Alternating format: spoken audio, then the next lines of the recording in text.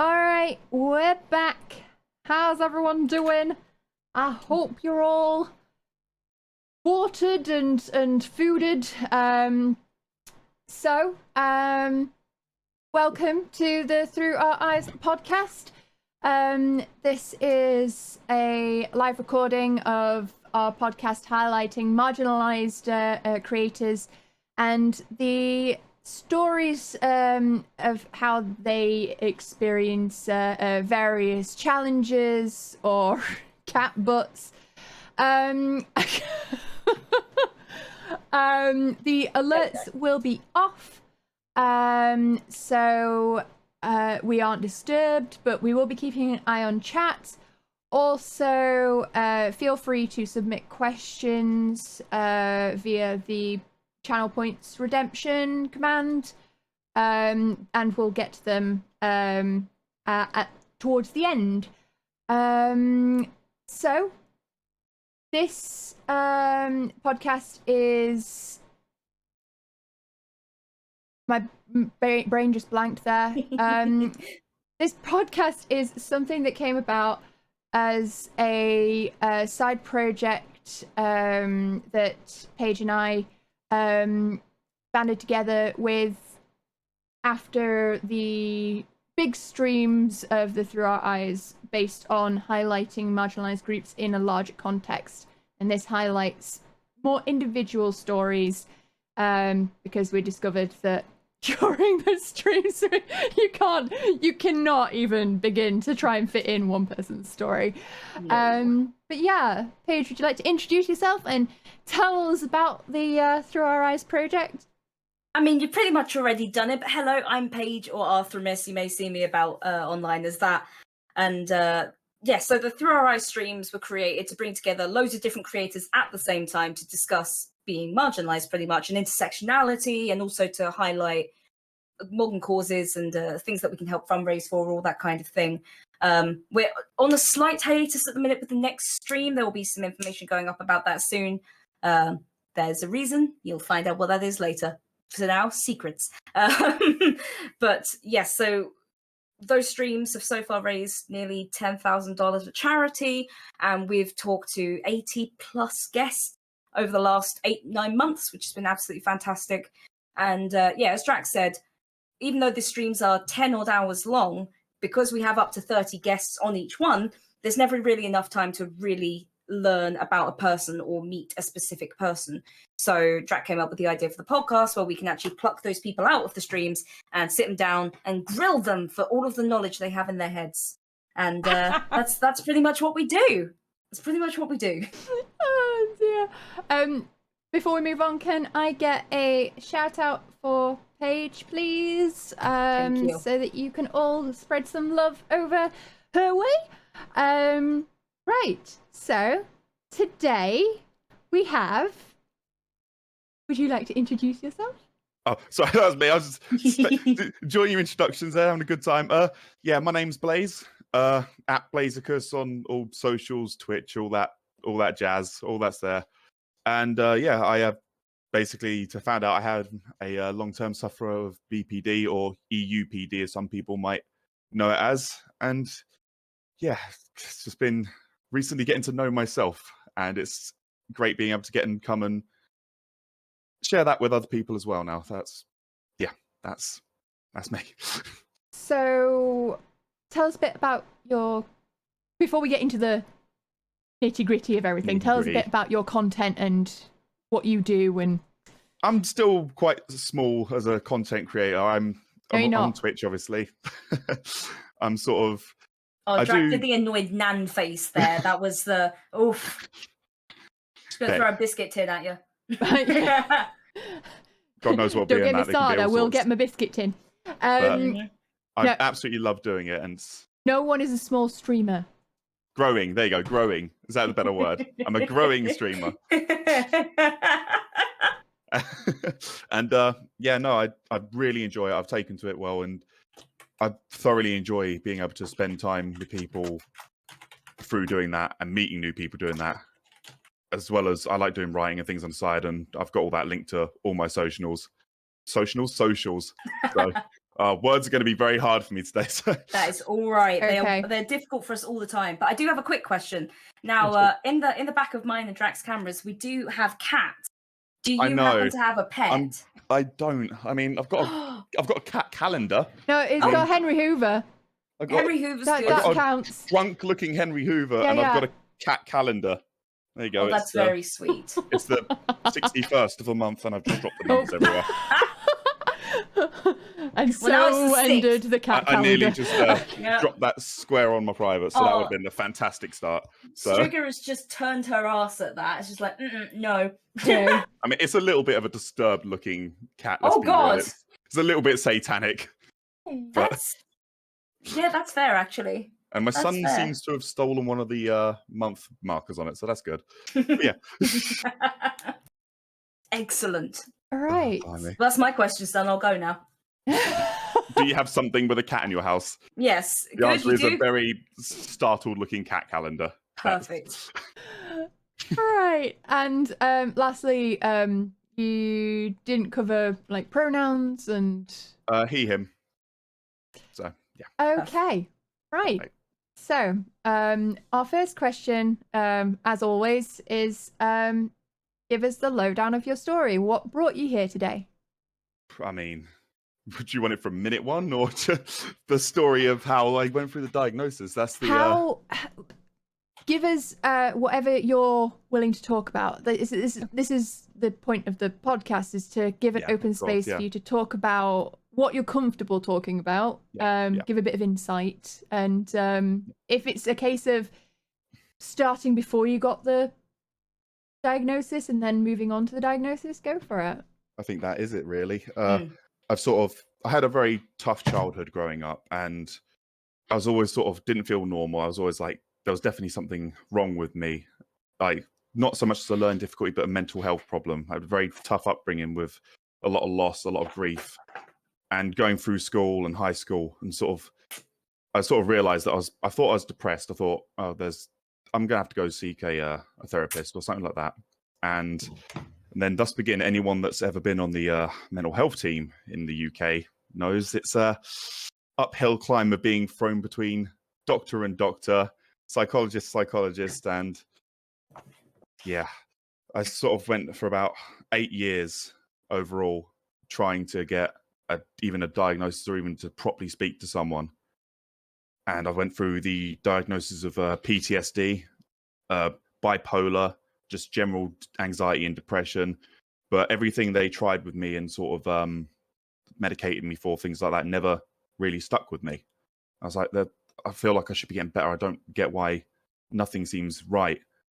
And I finally, I mean, this will happen. You finally find the one doctor that really understands you and will sit with you and go, right, we're going to put you through this.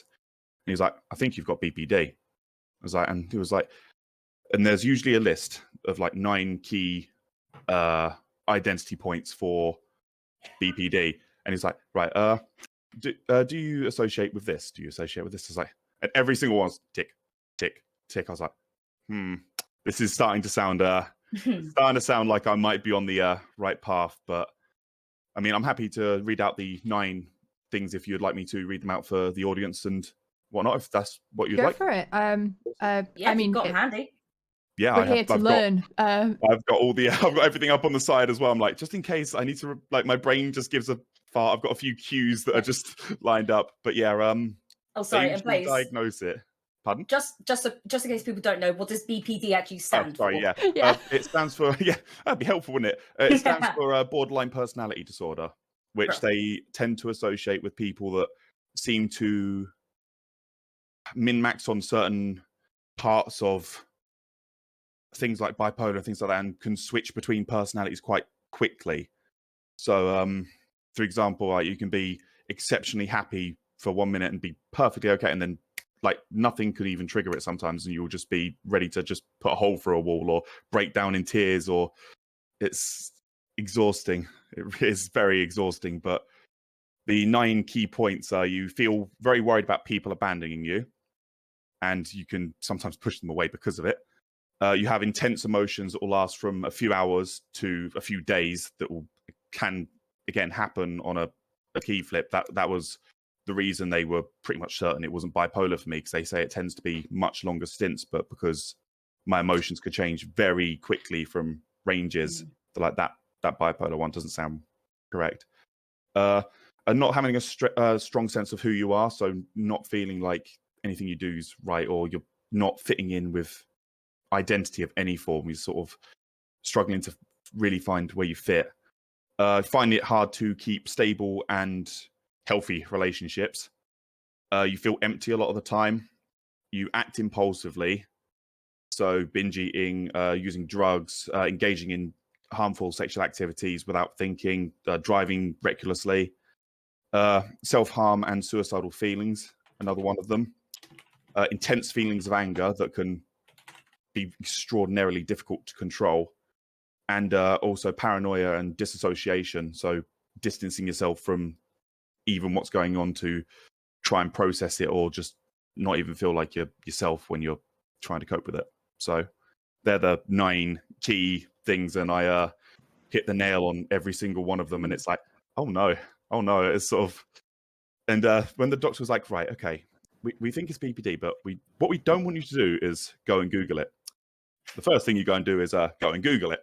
And immediately you get hit with that, like, oh no, I'm never going to be normal, am I? It's sort of, it's so stigmatized, and it's like everyone's like, oh, personality disorders, oh, you're crazy, things like that. It's like, oh no, it's terrifying having that sudden drop of realization. Like, oh, this is actually terrifying. But yeah, when I got that diagnosis, it definitely clicked. Though it was definitely sort of that feeling of like, okay, I think the important thing is, for me at least, was actually having that prime diagnosis to begin with, or having something I can go, this actually feels right, and being able to work around that. I know it's not the same for everyone. Some people are happier not knowing, but for me, being able to see that and go, oh, I can work around this now. I know what's there. I can actually finally seek out the help in the right way. And yeah, that's sort of the story for me, I guess, is sort of the denial, the confusion, the acceptance, and the hopefully part I'm on now, which is the getting better and improving my life, touch wood. So I'd just like to say 2 things before we go course. further. While we have provided identifications of this particular disorder, don't use this as self-diagnosis. We're not medical professionals, and if you have a concern or identify with anything that's being said, please do go and see your doctor. Go to your GP. Go seek help, because you don't be the self-diagnosis from a podcast. Yeah. And 2, I know how you feel, because I also was diagnosed with a personality disorder. Mm-hmm. They haven't told me which one. So I can very much identify with that entire experience of, well, they actually told me to Google it. So that's a great medical profession there. I'm sure that university training came in very handy for Google. Yeah. But yeah, often there's a lot of stigma and fear associated with the mention of personality disorders. So hopefully this will help spread some awareness and light on the matter today.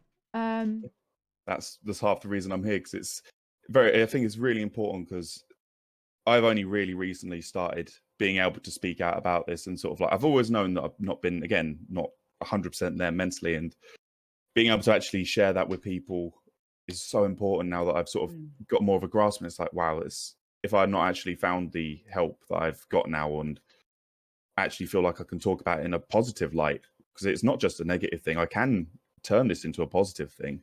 You know, I can spread awareness. I can realize, because I can be very passionate because of it, I can use that passion to try and drive doing good and better things, which is huge, it's an important thing to remember. Like, even if you've been diagnosed with something that's pretty horrific, you can still try. I mean, I'm just a bit of an exceptionally positive guy sometimes, but being able to spin it on its head and using it to drive to do something better and change something that needs changing, it's important. And it's a big part of hopefully being able to find my own identity as well. Actually, being able to do it. So yeah. And how long ago did you get diagnosis? Just over a year. So Okay. it's recent, but it was the going through all the channels and all these different diagnoses to finally find out that I'm actually in the right space now. Because that's the realization didn't come with just a diagnosis. It was coming when they sign you up to group therapy a lot of the time, because group therapy is important with BPD and EUPD, because actually realizing people with personality disorders talk to other people with personality disorders, and you realize I'm not alone. I'm not crazy, that I'm not weird for feeling how I do, or I'm not totally broken. Other people are going through this at the same time, and these extreme range of emotions, and it is very lonely. I mean, as you say, you can identify with it. You must sometimes know it just does feel so lonely when you just feel like you're in this bubble, this awful dissociative bubble, and you're like, oh no, am I the only mad person? I'm going bonkers. But when you realize, you're like, wow, okay. And sitting in that room speaking to all these different peoples from different walks of life, and it's like knowing that they were all feeling how I was, like, okay, cool. I'm on the right track, aren't I? And yeah, I'm glad to hear that that has helped you, because I've been waiting 2 years to see the group therapy. Yeah, the waiting lists are horrible. The waiting lists are horrendous.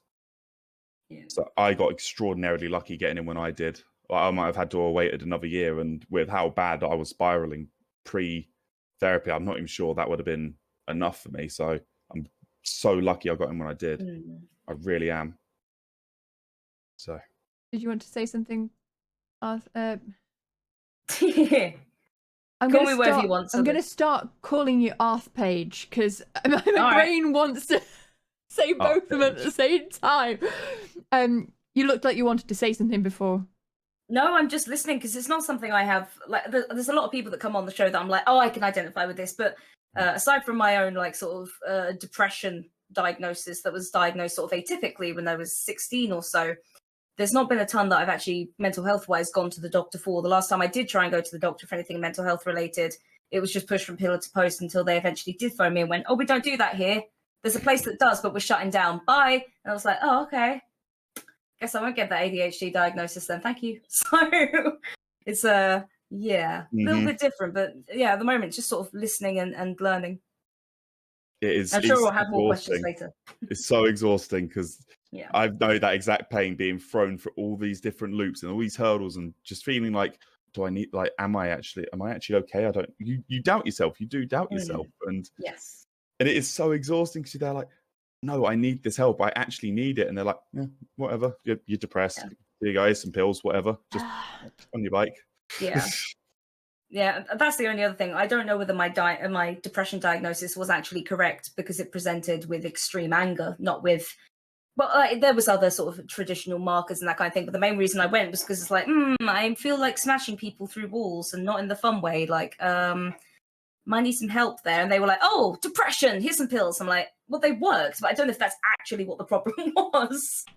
Like, so yeah, I don't know. But I am glad that you actually got into some therapies that would help. It is nice. And like, a lot of us always do say that, you know, we've had a lot of shitty experiences. We don't want everyone else to have those shitty experiences. We want to hear other people did have good ones. Like, that's the point of advocating and doing all this kind of thing. So hopefully other people see there is a bit of light. So yeah, it's horrible hearing those stories, because again, it's like, especially when you've been through it yourself, you're like, I mean, 8 years to get there. It's like, some people can't last that. Some people won't have to be able to, and it's horrible knowing that people that really deserve the help, and I genuinely think there should be therapists for even people that feel like they're perfectly healthy mentally, just to have someone to just check in on them. You know, it's horrible that people that really need it can just go without it. Is more preventative. Frustrating. Yeah. More preventative mental health instead of sort of reactionary mental health. 100%. Like, treat them before they snap, not after.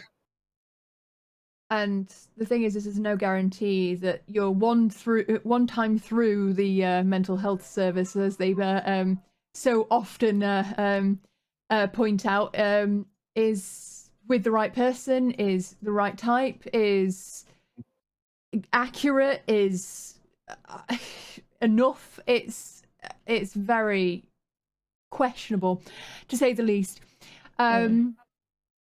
Okay. So let's move on to talking a little bit about how it's affected you specifically, what you've experienced, and what how it's affected your life, and then what's helped you. I think for me is, again, I think the unfortunate thing for me is I realized how late in what I was doing and how I was doing things wrong prior, basically, because I didn't have, again, all the time I had to wait. I had no idea about myself, basically, and I had no idea about how to control these emotions better and things like that. I was basically a zombie at one point because the amount of medication I was on. It's like, but I spent so many years just, again, I was pushing people away a lot out of my life. Like, basically, if I had a friendship or a relationship that I was like, oh, this is going really well, that's not good. Like, this can't be no, this isn't good. I don't like feeling safe and comfortable. No, go away. Like, just self-sabotaging most of the good things I had in my life because I didn't know how to control the positive emotions because I was so used to the negative ones.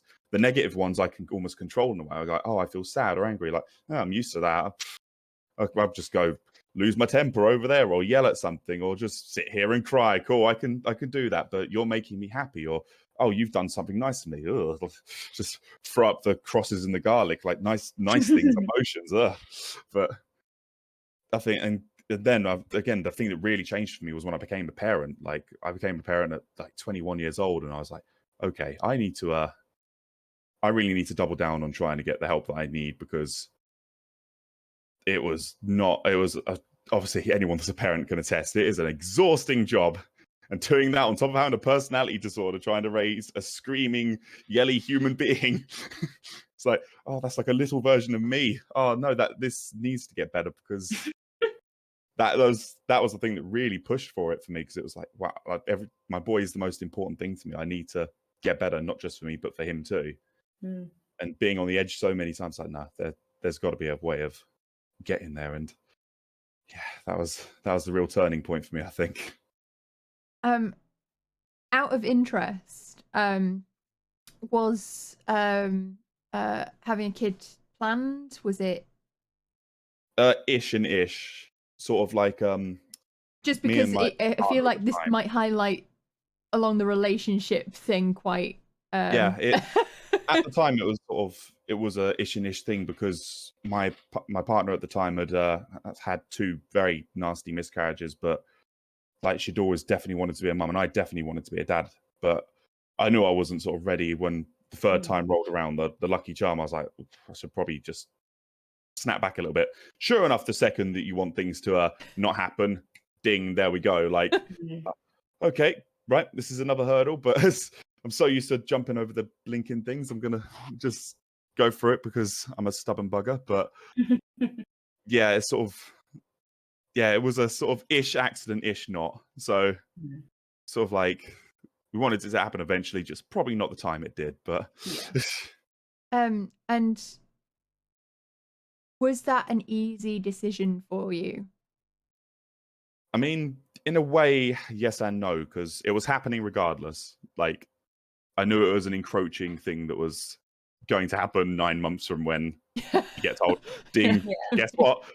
But it's sort of like, I think for me, it was definitely, it was also a good wake-up call because, again, it's when you get to those dark spaces so often and you realize you spend a lot of time comfortable in them dark spaces, like, oh, no, this isn't how you, like, I don't want my little boy to be anything like how I've been. Like, I want that boy to grow up happy and healthy, and thankfully, like he's 4 now, and that he's the happiest most jovial little boy in the world. I'm like, oh, I've done something right. I've done good, you know.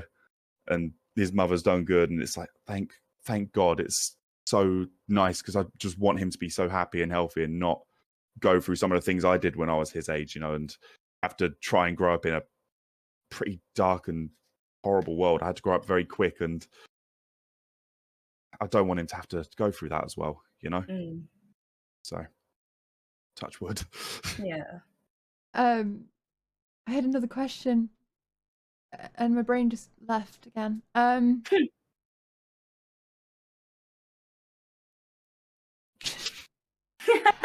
Have you found it difficult after becoming a parent to explain your behaviors and reactions to a child? That's what I was going for there. Yeah. It's hard. Like, I do try and put on a mask a lot of the time when I'm with my boy, like, because obviously me and his mother are separated now. When I do see him, I'm very lucky. I have a friend that's an absolute angel, and he's pretty much, if I ever need him, he'll always be there and sort of always be like, right, cool. If you're having a minute, mate, just go on through, just go, give yourself 5 minutes and check yourself out. Like, that's the thing. And now I've got better at not pushing people away that care about me, and I've got this amazing circle of friends that have all seen me like lift myself up from literal hospitalizations from mistakes I'd made to actually being a functioning father and not trying to pull my hair out every day, which is I'm very blessed in that regard. I don't know how I'd be able to do it without the help I get, in honesty. I really don't. But the odd times it's like, it's hard trying to sort of explain to a 4-year-old sort of like, Daddy's not just feeling right at the minute, you know. Daddy just needs a minute just to have a quick breath. And again, thankfully, he's such a grown-up little boy anyway. He's so well-spoken and so happy. He's like, that's okay, Daddy. Like, I want to watch this. Like, okay, that's good. And it's sort of like, gives me a minute to just... I mean, he's probably going to be a nightmare teenager because I dodged the rough terrible too. So 16 years old, he's going to be a nightmare, granted. But I mean, when I grew up with my dad, he sounds very much like you sound that you were, and like my dad's got a fair few diagnoses of various things, but he was one of those that could switch emotions on a dime, and it was a little difficult to deal with. But when he actually started telling us the truth and explaining the situation, it became a hell of a lot easier to deal with. Yeah. And obviously, I'm not going to tell you how to parent or anything, but I know probably a little bit of how it feels to be your boy, and it's not as scary as you might think it seems to us. Like, yeah, it's a little confusing sometimes, but the minute my dad actually sat us down and went, I'm in pain, here's what's happening when I get angry, or, you know, here's what's actually happening where I just need to go off that way for 5 minutes. It's like, it suddenly started to make so much more sense. It was just like, oh, Dad's actually not well. Dad's not just grumpy because I didn't pick those books up. You know, it's like, this has made a lot more sense. But yeah, I will say, like, your son is going to be blessed knowing that his dad's sort of grown up, being able to actually talk about these kinds of things. I wish that my dad was able to, or felt he was able to talk about them when we were even younger than we were. It was only when I sort of started getting to teens that he started to explain a little bit more. And I was like, oh, I wish you'd have just told me the truth when I was like 6, because I already knew this shit. When I was 6, I saw one of the Twin Towers come down. Like, I understood some of the shit this world went through. Like, share it a little bit so that, you know, even with a kid, you know, a problem shared is a problem halved. And like, I didn't need to know the nitty gritty, but it made everything started to make so much more sense when I understood how and why I understood my parents were human. I think that was the main bit, that they stopped being just, you know, infallible mum and dad, and they became other people that needed help. Oh, that's definitely, I definitely agree. Because bless, I love my dad to bits, but he is pants at emotions. He grew up in that sort of generation where it's like, it's emotional things, like band-aids, like cuts would be, you know, like they didn't really have the same mental health know-how as we do nowadays. And like, he's only trying to just get into the mental health services himself, and he's near 60 now, because he's like, oh, I've probably got PTSD. I went through some horrible crap. And like, he's only just realizing that at 60 years old that oh, hang on a minute, like, wow, I actually went through a lot, and I was never able to show that because back then it's like, oh yeah, whatever, I'll just go have a bottle of beer and I'll be all right, sort of thing. And it's just like, oh, I don't want my little boy to ever feel like he can't just be unhappy or angry or anything like that, and not feel like he just can't come to me and speak to me if he ever feels sad. You know, that's again. And now my dad's getting better with it. It's like I'm 26 now, Dad, but I do appreciate that you're still now doing it. And you know, it's sort of like the odd times where he's like, oh, "I love you, son," or "I'm proud of you," things like that. Like, I wish I'd have heard them earlier, but knowing he can say them now, this genuinely still makes me feel so much better.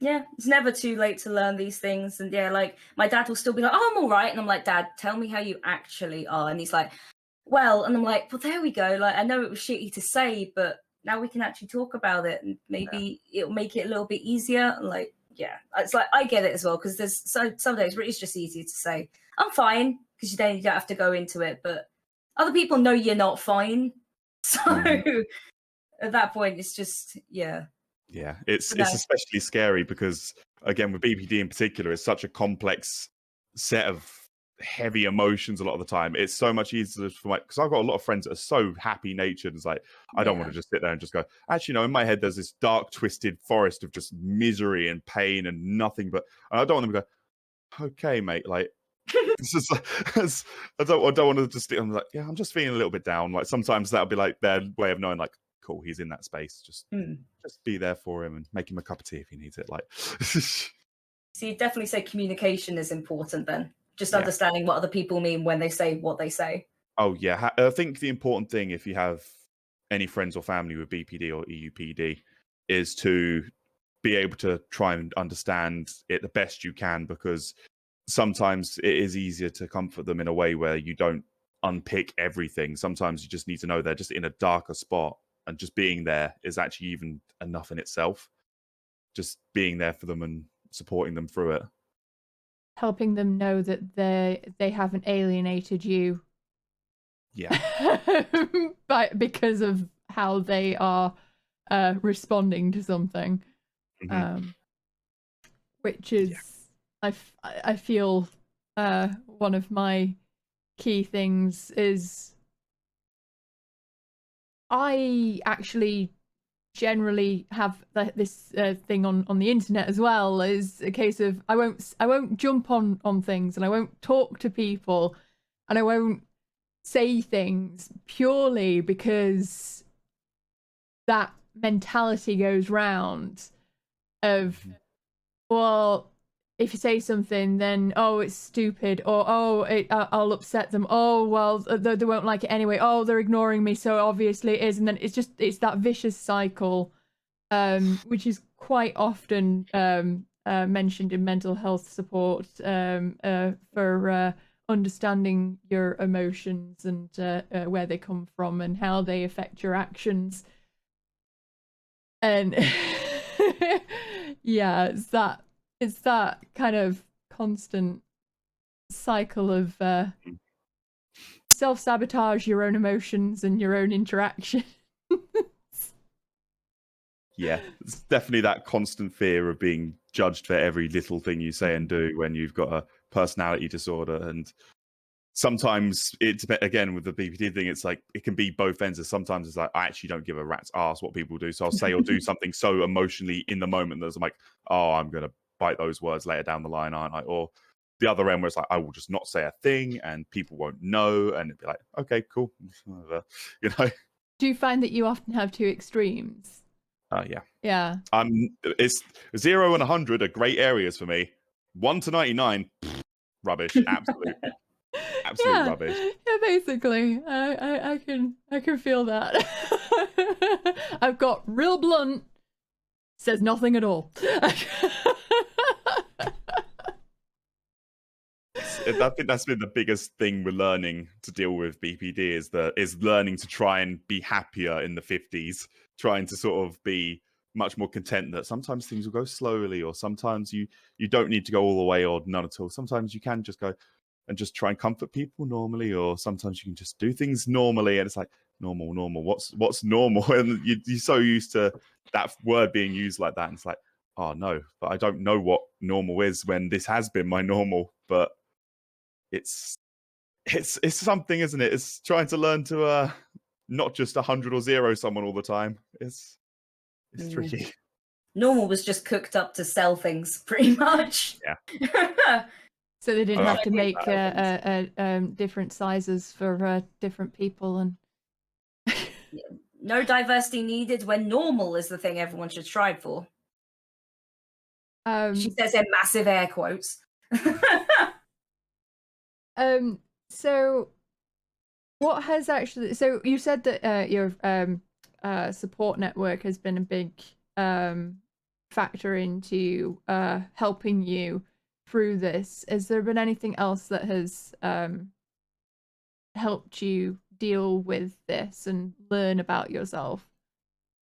Well, yeah, I think therapy again was the biggest one for me. That since starting group therapy, even in the I think I've been doing it for about 4 months now, and even then, in that time, it's like, wow, you sort of like, I don't know what it is, but when someone else says about a feeling that they're going through, and you're in a space where every feeling's valid, and you're valid for feeling any little thing you're feeling, I think being able to see someone else that's the same as you sort of say something you've been really heavily sitting on, and you can sit there and go, if their feelings are valid and we're sitting there saying they're valid, it's the same for myself as well, you know?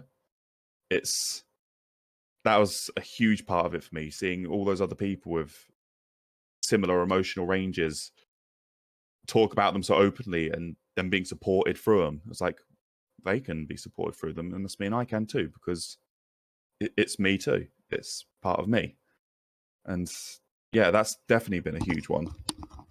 But I think also seeing how much the few people that I do really have in my inner circle care about me as well has also been another one of the huge important things for me as well.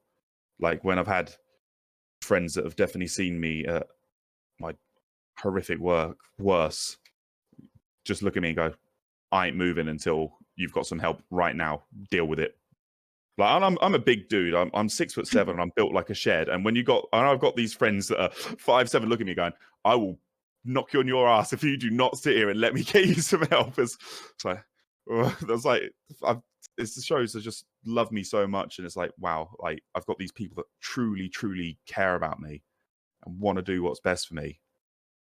Again, it's so important to touch base with yourself and realize that you've actually got so many people around you that care about you. And even online, it's like, even in my server I've got, even when I do my streaming, just having people just come in and like, I'm making a small difference in so many people's lives. And it's like, you have to sometimes sit there and realize that. You have to go, oh, like all these people actually do think about me, even if it's in a trivial way or a they care about you way. And having to accept that is hard when you're a stubborn bugger and you like pushing people away. But it's, you know, it's hard.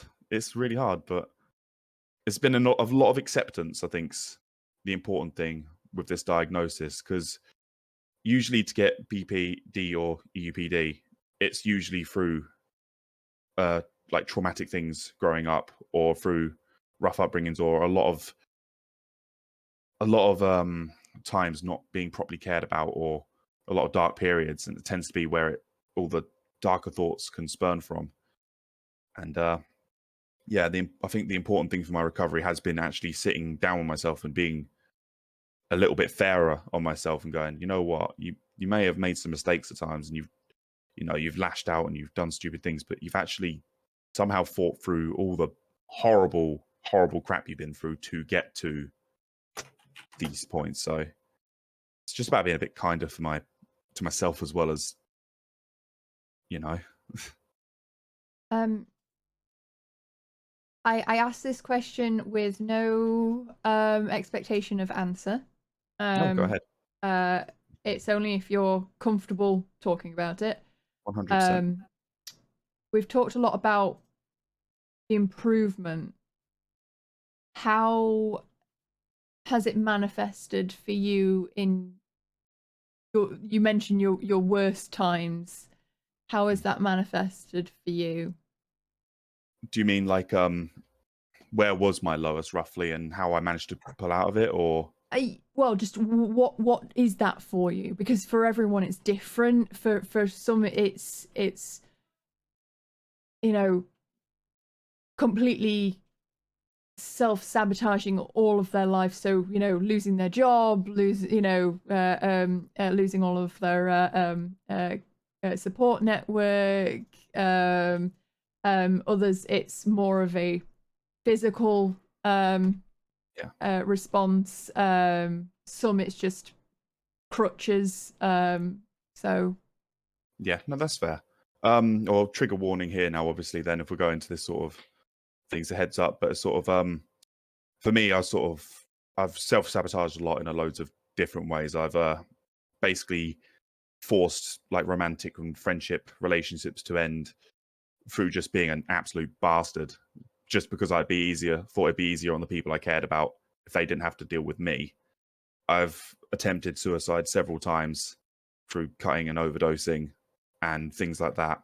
I deliberately drink a lot sometimes just so I can just feel something that's just not what's going up there. I'll eat a lot just because comfort food just makes me feel better, and just like don't give a crap about my weight when I do secretly down. It's like, but you know, sort of knowing that some people have had to see me in those spaces, it's like it's horrible. I think again, and that was another thing that sort of made me realize I needed to get better. I had a friend turn up who just saw me open the door, just pale as a sheet, like blood running down my arms. He was like, no, there is no way in hell, mate. I was like, just go home, mate. I'm fine. I'm just having a bad day. He's like, there is no way in hell I am not coming in right now. So you get your ass in there. We're getting you some help, whether you like it or not.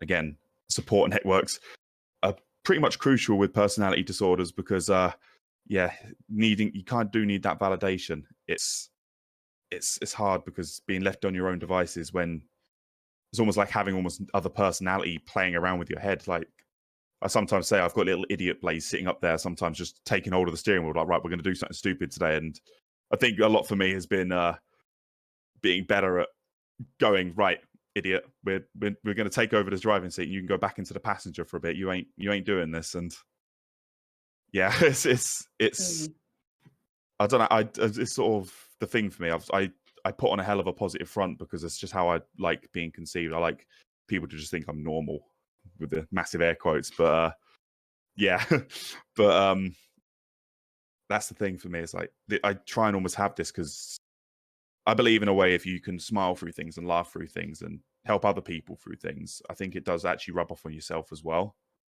So trying to be more of a positive influence in other people's life, like my friends, my sons, and even strangers, I think that's half the way I've helped pull myself out of it. Because if I feel like I'm doing something good, I'm almost validating my existence in a weird way, you know? I know it sounds crazy, but... No, it doesn't. It really doesn't. It's one of those things, and unfortunately it's one of those things I heard initially doing retail, which explains why they want you to learn it. But smiling at yourself in a mirror, even though it might start with you crying and being like, oh fuck, no thank you. Eventually seeing a smiling face actually does start causing you to smile as well, which helps release chemicals that help you feel a little bit better. Like, it's almost manipulating yourself into feeling the way you want to feel. That's a lot about the recovery sort of thing as well. It's like a lot of it for me has been scientific as well, sort of like looking up all these different things that can trigger better reactions from your mind, like meditation and things like that. But I grew up with someone that was like, oh, that's all just juju, that is nice, it's all right, like just go outside, boy, you'll be fine. Like, you know, it's sort of, but like it's sort of been. Sorry, I'm not laughing at you. I'm laughing that's my dad's voice. It's sort of old London sort of style. I'm laughing because I heard exactly the same. So... But it was one of those things, though, isn't it? It's sort of like you do grow up with that. Almost, it gets put into your own mind. What your parents do and the people around you do will rub off on you. So you sort of grow up thinking, "Oh, that's all juju." You spend a lot of time going, "Oh, yeah, that's just a load of rubbish." You know, I don't need to do that. Whatever. But I think that's another thing. The healing for me has been like, "Huh, okay, no, these things actually do help." Sometimes sitting down there for 10, 15 minutes and just going home, as they say, you know, it sort of can help. Or lighting a scent and just trying to smell something that's just not a normal smell. All these different things, and it's really important for people to actually spend more time looking at the sort of more scientific side of all these things, because it's all so helpful. And you if you spend so much time sort of putting it back, you actually don't realize how useful some of it is. I sort of sit there going, I used to take the piss out of people that did yoga and meditation. What I love that crap now. I love sitting there just like stretching nicely and going, oh, just listen to some relaxing music. It's like I used to sit there going, wow, why would you do that? What's that for? Like, it's being very open. I think it's just a matter of being open to everything that could help, because not everything's going to work for everyone. Uh-oh. But I've Sorry. all these different things. You okay? These two fight, and normally when they fight, I bleed, so don't. But if I move, they'll notice each other and it'll go really bad. So I'm kind of sat in the middle of a time bomb. Luckily, Io seems obsessed with you at the minute, Blaize. She's just staring at you on the camera, so that's good. Yeah, you got a new friend. Yeah. Oh god, she's seen him on the camera now. Oh fuck. Oh dear. I'll be all waiting in anticipation for this. It's all right. Everyone hold your carry on. breath. We'll get to do a first aid session on stream. How to deal with a cut. Okay. So my next question is, do you find people treat you differently before or after your diagnosis? I think for me, I've been I'm lucky because my circle's quite small. Like my friends have always knew there's sort of been, I needed something like diagnosis wise or help or something wise. They were always quite understanding. I think the people it has been harder for are my older relatives, where they're sort of like, again, they've grown up very much mental health isn't a thing. But as I sort of do feel like I choose carefully who I tell now when it comes to like my family and things like that. Because it's like, if they're not going to understand it or that's not important to them, I'm not going to sit there and try and explain it to someone that is not going to make a difference to. But again, for my friends were actually more happy for me than sad when I got my diagnosis. Again, they were like, finally, we know you've been waiting on that for ages. We know that you needed it. Cool, awesome. You're still our friend. You're still totally normal, like in our eyes, anyway. You know, I think that was another thing that was so good for me. Like I have been extraordinarily lucky because, again, I've been surrounded by such loving and caring individuals that have just never sort of sat there and gone, yeah, whatever. But the ones that really stuck by have been like, yeah, cool. That's you, mate. We don't give a crap that you got that label. We know that you can sometimes be sad or sometimes you'll have these outbursts or, you know, that's just part of you. We're still your friends. You ain't going to push us away. We're too stubborn for that. So, you know, I've been very lucky. I have been very lucky. The only thing it is probably going to affect me for is when I try to find more full-time work again and things like that, because there is still that stigmatism. Like, again, you see personality disorder, you see liability a lot of the time, when some of the kindest and friendliest and hardest working people I've ever met have been people with mental health problems or personality disorders. So it's just such a horrible stigmatism. So I think all three of us are roughly in the same age group. And I definitely think it's our well, Drac, how old are you? 32. Come on, Leo. 32. Yeah, well, I'm 27. He's what, 25? 26. 26 now. There you go. Close enough. It's fine. We're all in the same generation anyway. And I definitely think our generation has been a little bit more accepting of each other's mental health. I do tend to find more trouble comes from the generation above, unfortunately. But I do very much disagree with the idea that, oh, well, they just don't understand. It's fine. It's like, no, it's not fine. Because I see people say this. Sorry, I'm a little bit of a side tangent here, but I will get back to the actual point. But people will say this about things like racism. It's just like, oh, they grew up in a different time. It was like, oh, yes, I was born in the last fucking century. It doesn't make anything different. Like, yeah. I think, well, and I'm glad your dad, as you said, has gone and actually realised, mental health is something I could work on to be happier and actually tell my son I love him. Because I think everyone's got a level of mental health, whether it's good, bad, needs help, is in need of serious, immediate intervention, or whether there's just not much going on there. And if it's just pretty chill, then great. But I do think our generation has been a lot more chill towards each other, and I do wonder if that's because of, and I'm taking this line directly from Blaize, because of our previous generation's emotional constipation. Yeah. Because they don't talk about it a lot, and I think we're the generation that's finally started to grow up going, wait, they didn't talk about it, but other people do. Like, what's happening now? Like, why can't we talk about this? And only because I think we are, that the older generations are starting to talk about it a little bit more. Same reason as you'll get people going, oh, well, there's a lot more of those gays about now. And it's like, well, yes, because we're not beating them up in the streets, all the time for being outwardly gay. It's a lot more acceptable now. I wonder why that is. It really does frustrate me that we're having to work for ourselves and the people older than us and make sure the bloody pathways laid for those younger than us as well. And then get labelled snowflakes. Oof, that fucking term. Oof. Oof.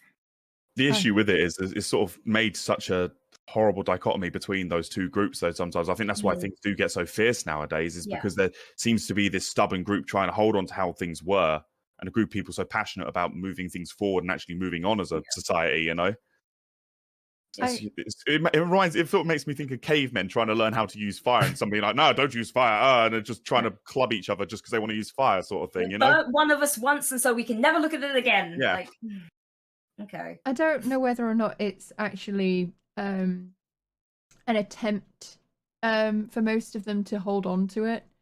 Is the thing. I hope that my grandparents aren't the majority here, because of some of the things that they come out with, but but it's more of a can't be bothered to change than a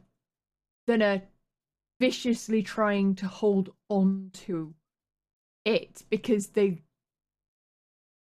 enjoy thinking that way.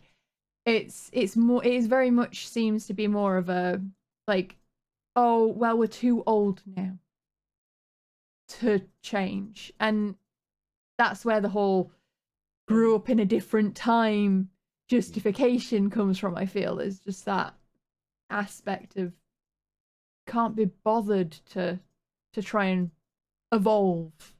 Yeah, and there is still something to that grew up in a different time. Like, that is a legitimate thing, because so I'm going to use a TV show to give an example here, but I just finished watching Peaky Blinders, which I loved.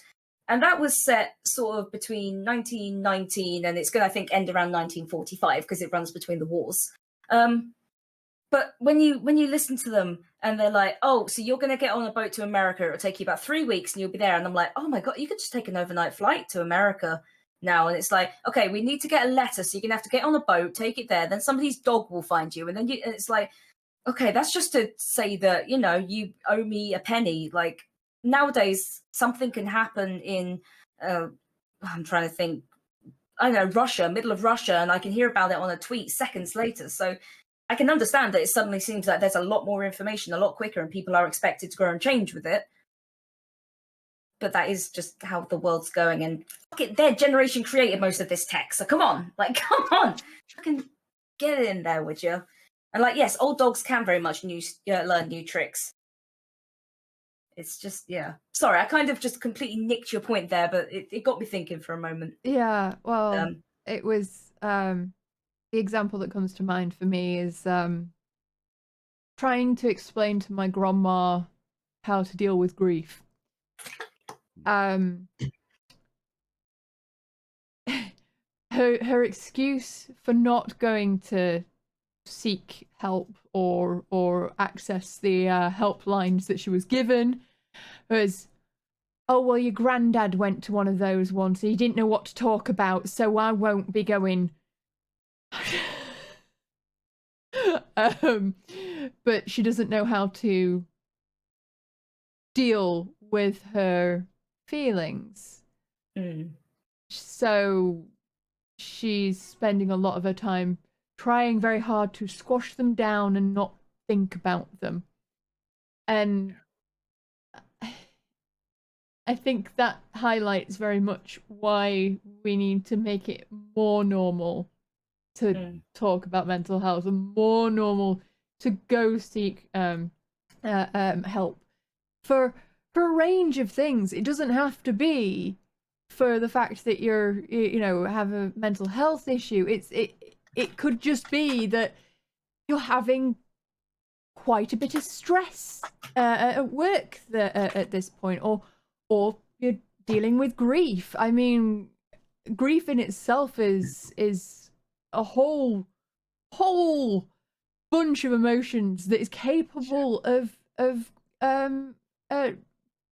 resulting in death from the extremeness of the emotions. It's something that we should normalize, definitely. But yeah, that was that was just where I was going with that one.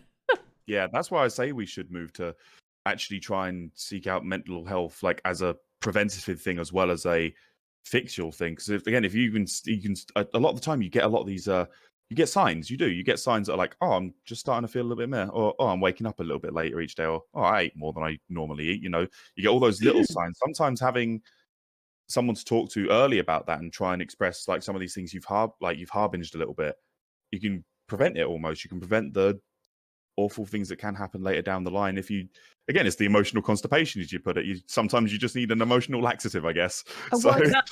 I was going to mention earlier that I saw how you managed to get constipation into the discussion. It's all right. We had a chat about it when you went and DP'd, so yeah. It's all right. I always know when I'm getting really stressed because I have to do something to my hair, so it's no wonder that I've recently cut it all off again. But it's one of those things that I learned very much. That was one of the ways I controlled how I felt about my emotions and myself. It was just do something to your hair, makes you feel fresh. It's almost like moving around something in your lounge. It's like, this feels tidier and rearranged. Perhaps my thoughts could be tidier and rearranged. Like, I don't know. That is very relatable for me. Yeah. Anytime I feel slightly stressed, I'm like, right, I need to go change clothes, or I'm like, oh, that bit of furniture can go over there now, or just anything that's just going to be like, right, don't deal with these emotions right now. Let's just. I've got like 3 different layers of nail polish on right now because it's like, red doesn't work, orange doesn't work, black fixes all. So the only other point I wanted to bring up was what you said about work, because I think it is very much a relevant point, is that work has changed a lot as well. Like, even when I was 18 and trying to get a job, my dad was like, well, go in with a CV and give it to the person. I'm like, what person? The person paid minimum wage to be here, who's probably stoned and doesn't want to be there, and no. And he's like, well, go in. I'm like, this is literally not how any of this works. But trying to get a job and holding down a job these days is so freaking ableist.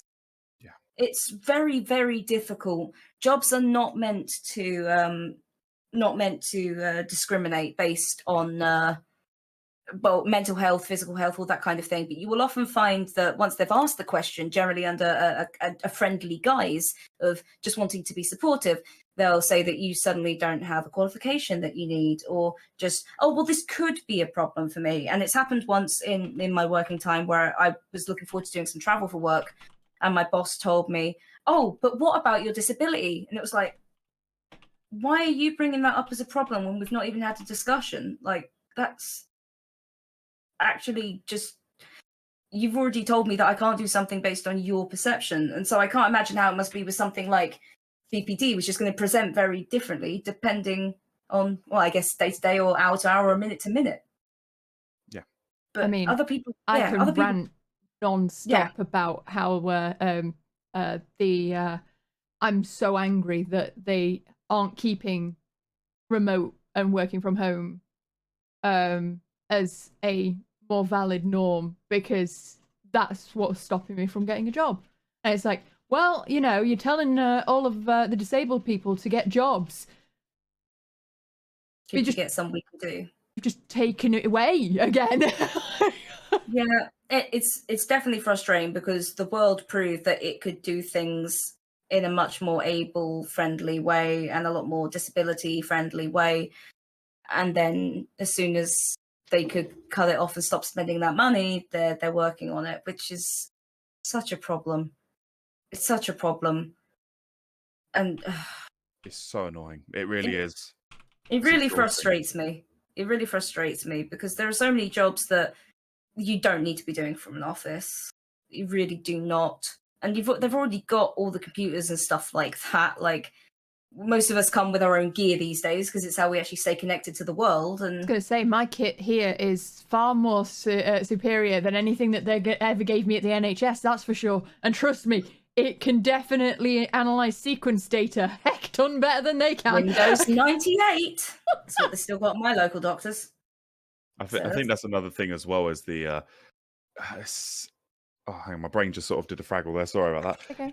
It's you sort of, I think when, especially under the job center as well, when you've got mental health problems in particular as well, it's sort of like, oh, why can't you just go work in Sainsbury's? Why can't you just go work with other people? And sometimes, like, especially with, like, it's hard to say to them because working with other people is hard for someone that can sometimes miss social cues, or someone that can seem happy 1 second to be angry the next. You know, no one's going to want to go up to someone stacking shelves in Sainsbury's and then turn around and go, bugger off, I'm having a minute. Like, you know, you don't want to sort of keep getting yourself put into these situations. It's like, they wouldn't tell you to go be a professional cyclist when you have no legs or something. So why would they make you try and do something with people if you're bad with, like, people sort of skills, if that makes sense? Like, somebody once asked my mum, who has one leg, if her other leg would get better.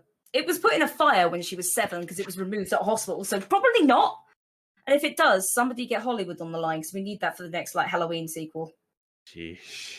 I mean, it's sorry. Go on. It's just relating to the previous point as well, though, that there's so much in the older generations where this wasn't, we're getting so much better at talking about it amongst ourselves, but it's still the older generations who are running the companies and the monopolies and the big businesses. And, you know, our own prime minister is 60 odd, 70, I don't even know. And most of the people on the benches are 70, 80, and it's those old fashioned views trying to be applied to a modern world that doesn't work. And like you mentioned, the job center, but to get to the job center, you have to prove that you've applied for X number of jobs. You have to physically go there to sit in a waiting room with a bunch of other people. My local one has a ramp that you can get up, but it's about 20 foot long. So if you actually try and wheel yourself up a ramp that's 20 foot long, you'll be dead by the time you get to the top. They're like, it's the current system isn't built with disability in mind, and that's in any kind of thing that stops you being able to do the norm, as it were.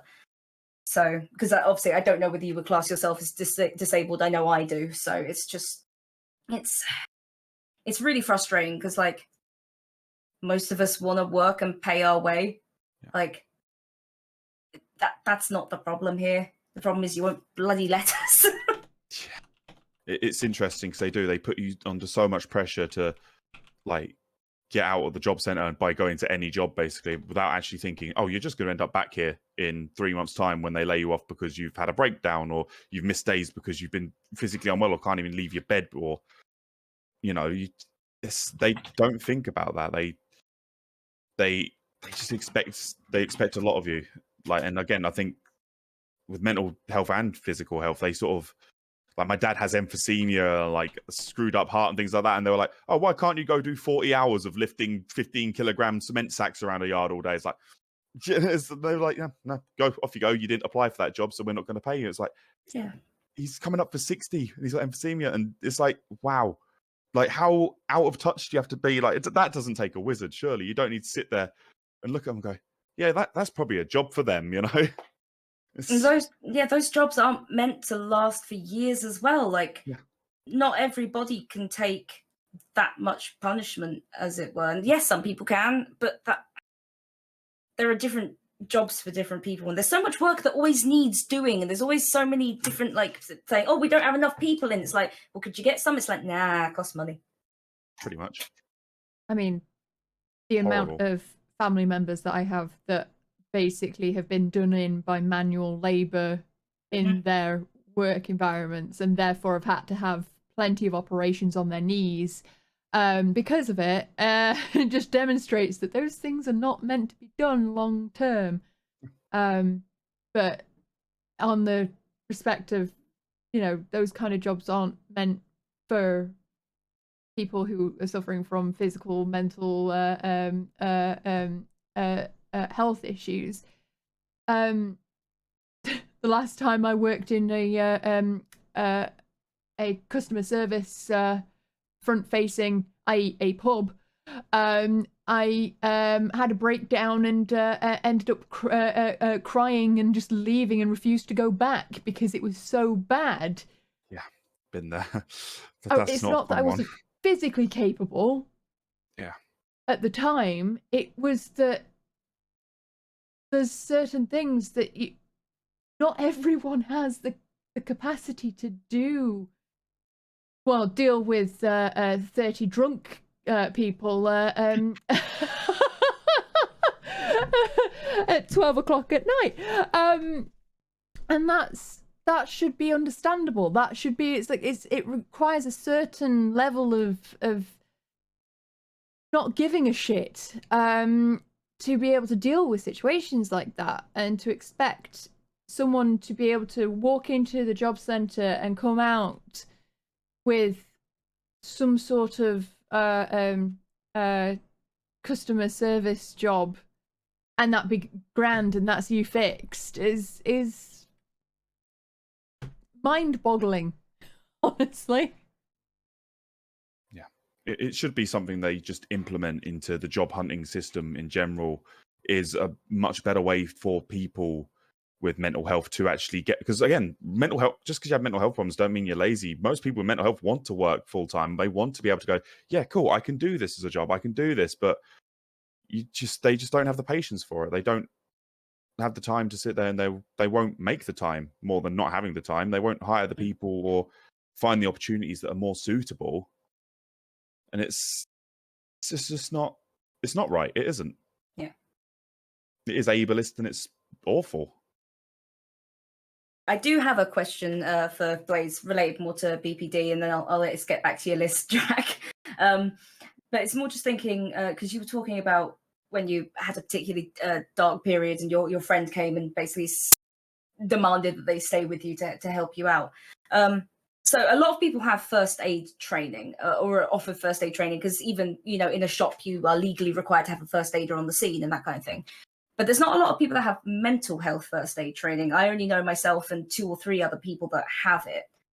Do you think that it would be easier for you to be in a working environment if more sort of jobs made, having a mental health first aider on every team at the same time as a first aider, whether that's the same person or not?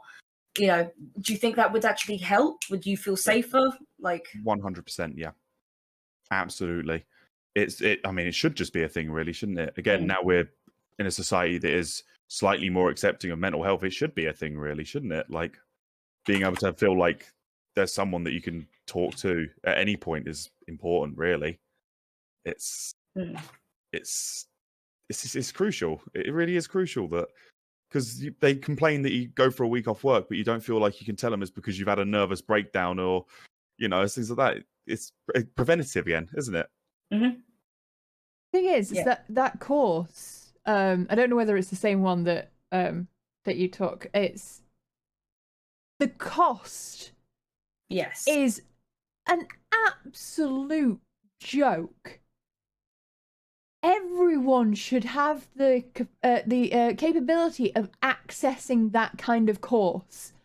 Everyone should be able to get that training. It's not something that should be charging out the wazoo to get it, because that restricts it. And multiple workplaces that, or individuals in general, people who do volunteer work, it will benefit from having that kind of education.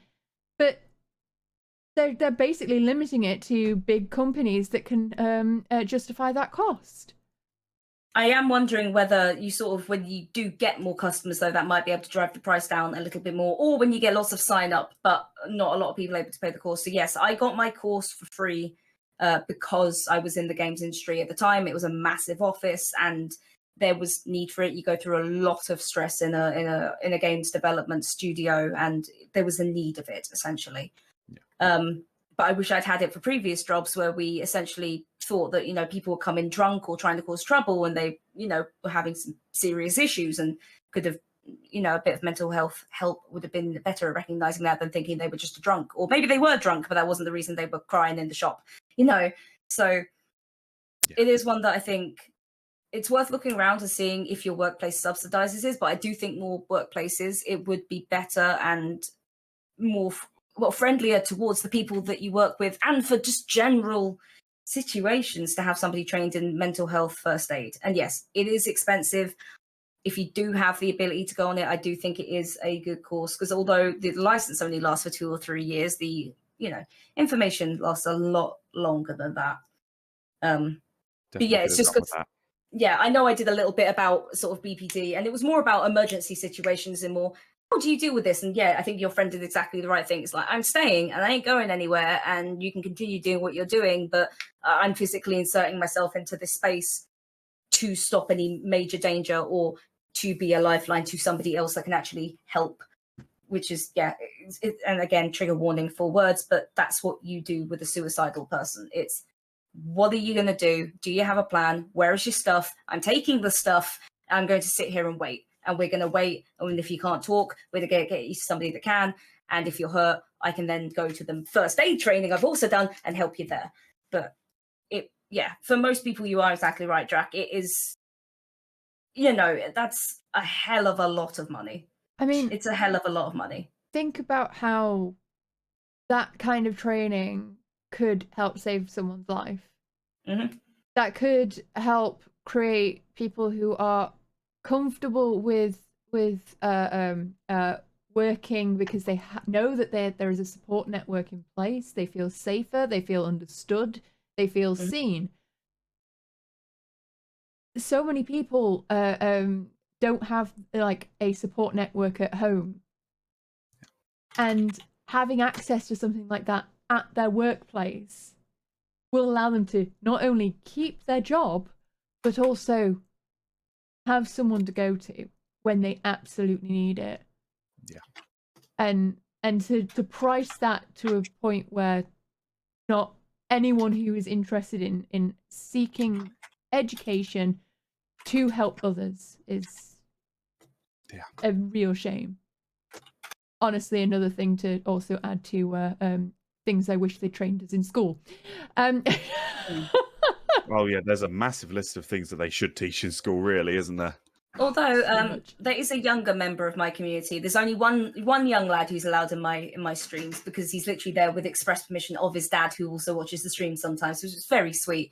But I do ask him about school sometimes. He has told me that some lessons they've had have actually talked about mental health, which is never something I ever had. Huge. Like, and apparently they've had, sex ed classes, a couple of them so far, and it was like, wow, Jesus, wow, that's awesome. Like, so maybe things are starting to change. And again, I do know a lot of more people in our age bracket are becoming teachers now, like fully licensed and educated teachers. So hopefully those conversations will be more available for younger people, and we can only just keep making this easier. Yeah, this world gets more and more stressful by the year. It really does. But things just do seem to be getting worse and worse. It's so much more important that we actually equip the younger generation with the tools to actually deal with them. Like, we actually have an opportunity here to pretty much stent off the wound and actually help people that are younger with their emotions, more things like that. Now we know better. Now we've got a lot more understanding. Like, we understand a lot more about mental health. Even this last 15, 20 years, the advances they've made scientifically and emotionally with understanding it is massive. It's just, they just don't want to put the money in. Yeah, they just don't. Yeah. And hopefully if we equip the kids more, there'll be less and less darker days, because everyone will be a bit more emotionally intelligent to actually talk out some issues. It's like watching a film, just have a fucking conversation. It would fix this entire thing. Oh, nope, they've punched each other. Awesome. Yeah, that is just watching everything that the British government does. It's sort of like, it's like watching like Friday the 13th and just watching the idiot child go, like teenager school guy, I'm going to walk into this dark shed where the murder's clearly in there. It's just like, no, don't do it. The obvious answer's right there. And you just straight into the shed, of course. That's been sort of the mental health sector in the UK the last few years. So it's been very reactive and not preventative. And we need more preventative discussion and measures, so that you don't have to get to breaking point before you can actually feel that you're worthy to ask somebody for help with it. Yeah. Okay. We went on a huge tangent. Yeah. So let's get back on track. It's all right. I had a chat for a while. It's all good. Okay. So, I mean, it linked really nicely into about 15 minutes ago conversation. Stereotypes. What has your experience with stereotypes of BPD been, and how is reality different? I think, I've been a little bit blessed in the regard that because I don't really let many new people into my life in the sense that they know me at a deeper level. Again, I'm really great at people with personality disorders can usually be really good at acting and putting on masks and I see that smile.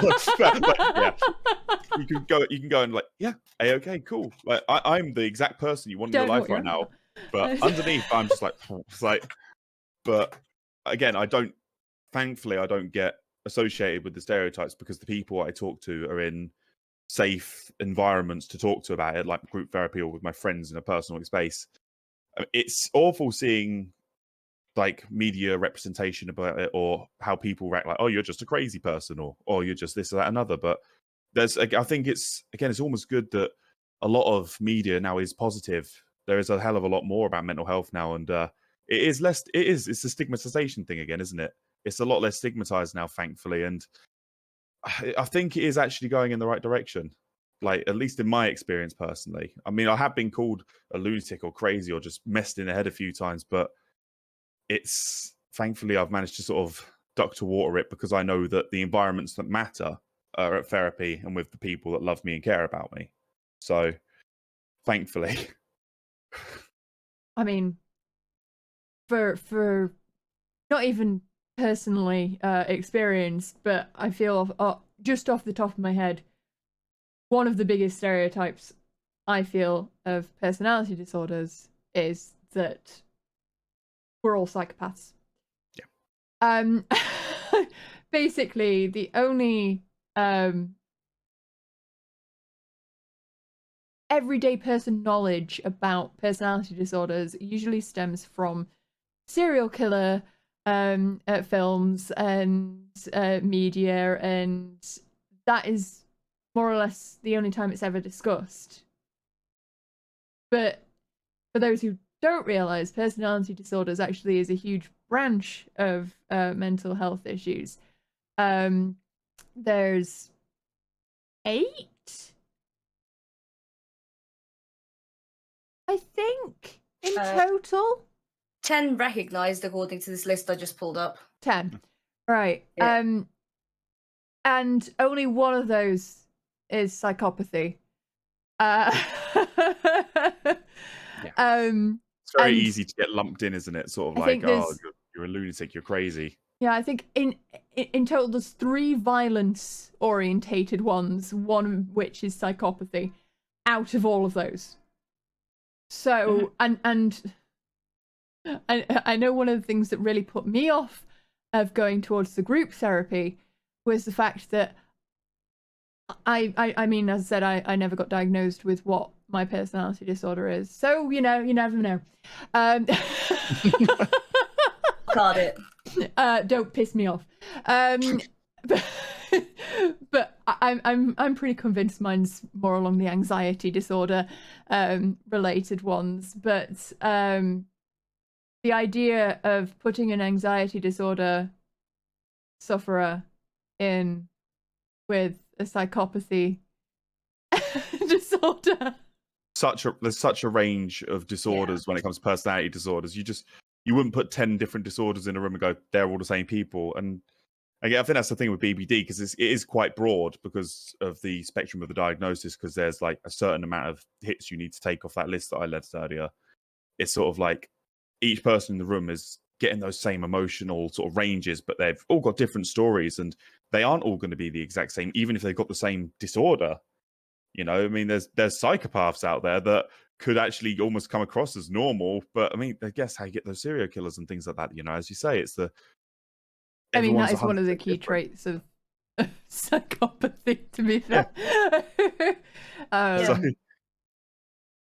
But yeah, that to me is one of the biggest. I just was wondering if you'd come across that in your experience, or if that was. I mean, again, I have a few times, but thankfully, because I've been sort of like I feel like I've passed it in sort of because it was back when I was already broken anyway. It just didn't really even stick with me. I was already at the point where I was like, you know what, anyone that says anything to me at this point, I'm already at the lowest. Like, nothing you can say is going to hurt me any more than I do myself every day. So, you know, and I think if I sit there and think back about it, there has been a lot of times where there's been people like, oh, you're just nothing but a psycho. You're nothing but some sort of like lunatic, anxious person. You should be in a padded self. And so I was like, yeah, but sort of like that was again at the point where I was so numb to it all and so beaten down. I sort of, thankfully, it never knocked me back because I was already back. So.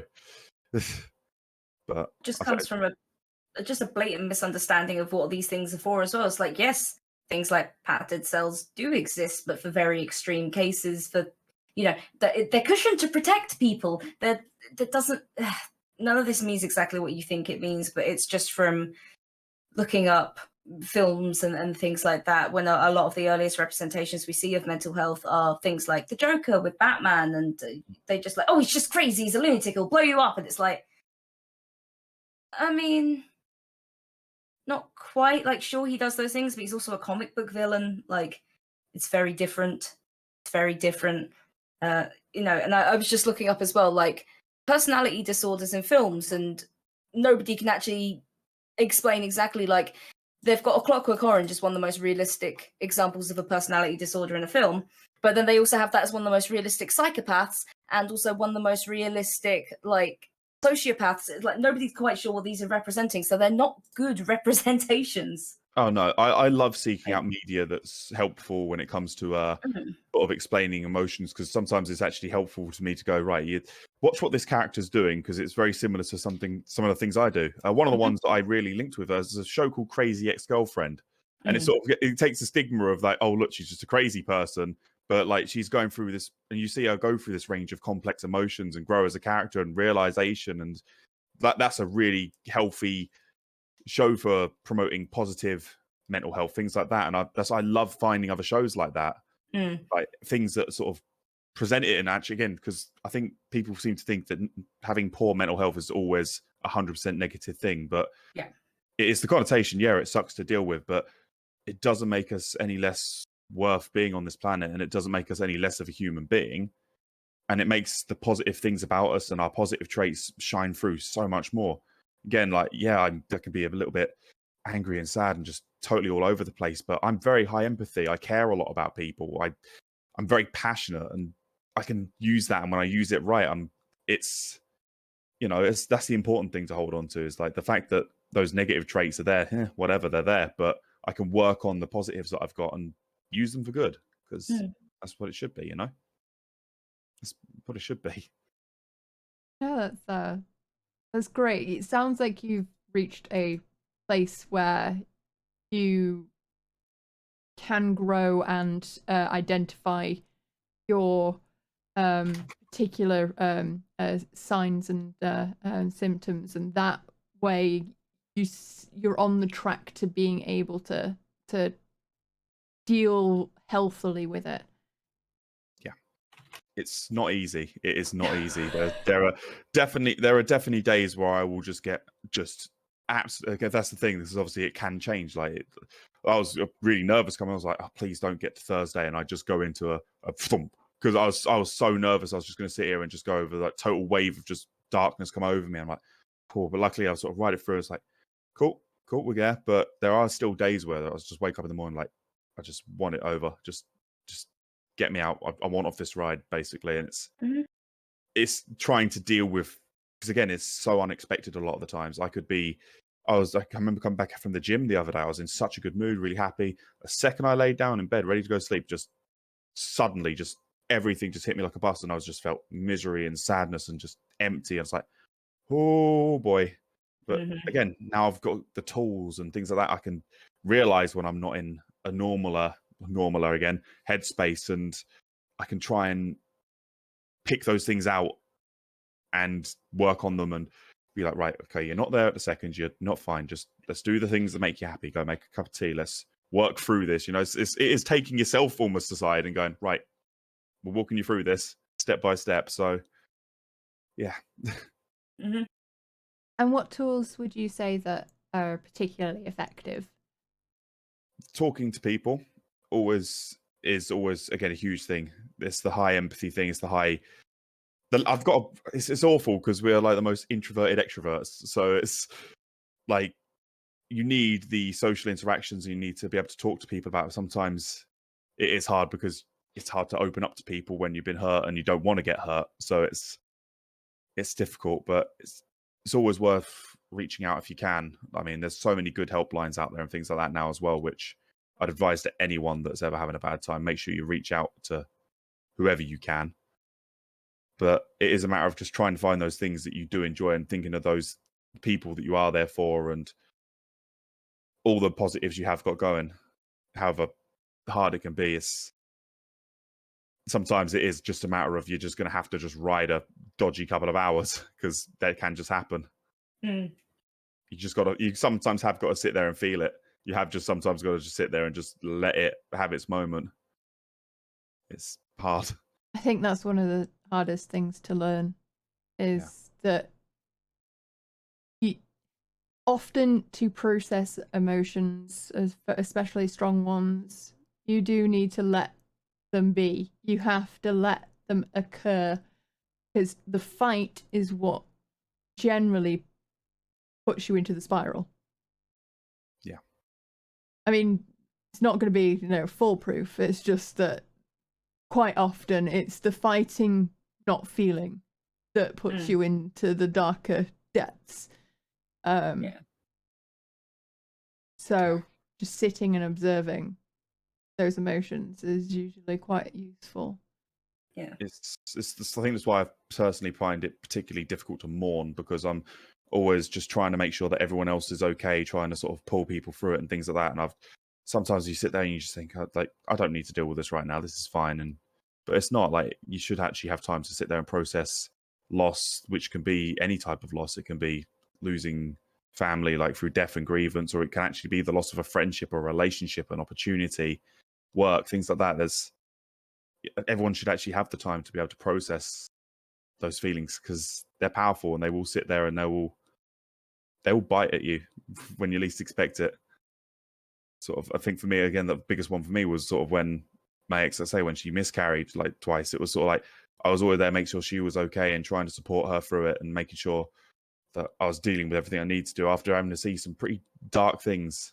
I had to deal with some dark thoughts, but it was only like later down the line, I was like, oh, okay, I never actually processed this, did I? And I just had to feel that, and it hurt. It really hurt. But again, it's the stigmatization, isn't it? You don't often sit there and go, oh, the dads don't feel sad when things like that happen, or oh, you should just be fine whatever it happens, or oh, look, you got a boy now, why does it matter? It's like, nah, that's not right. That's everyone should have a chance to process the emotion.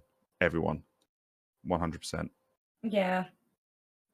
It's definitely one of those things that, like, I know that a lot of the time there's a lot to be said for women having a lot of autonomy, people with uteruses having autonomy taken away by others who want to control them. But then there's also the other side of that of, the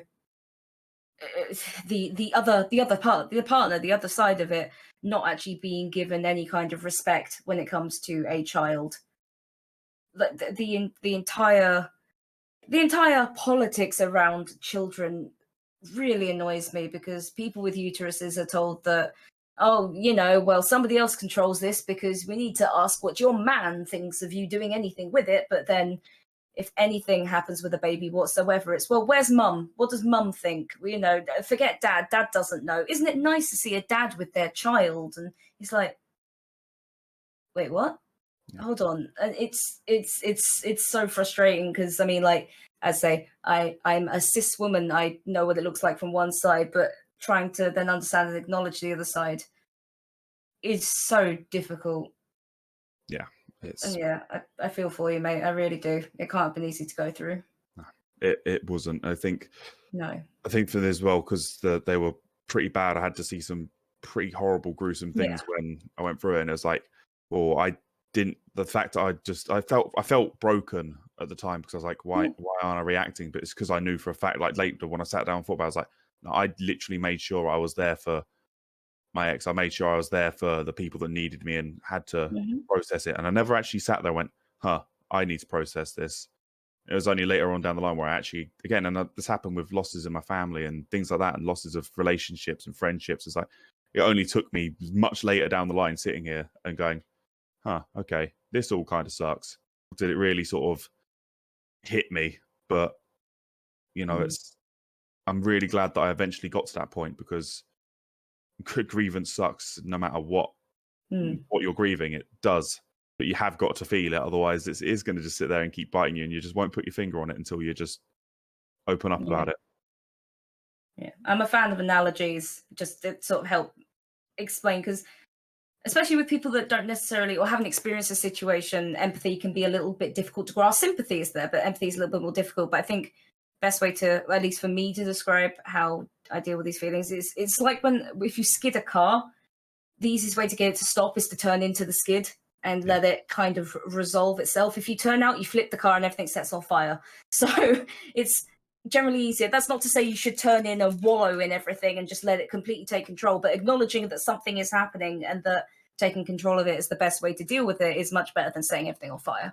I think that was the thing for me, I think that's the thing with BPD in particular as well, is actually being able to control your emotions rather than letting them control you. Because I actually sat there in myself and said, right, I need to process this, this, and this.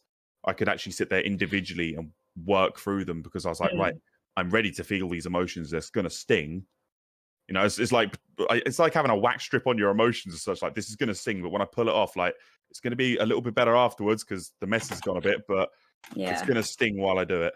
But it's such an important thing for me to be able to do that. And I think even anyone, every human being, again, needs to be able to sit there sometimes and just go, right, this thing that's bothering me, I need to sit here and feel it properly, because I'm never going to be able to move on from it otherwise.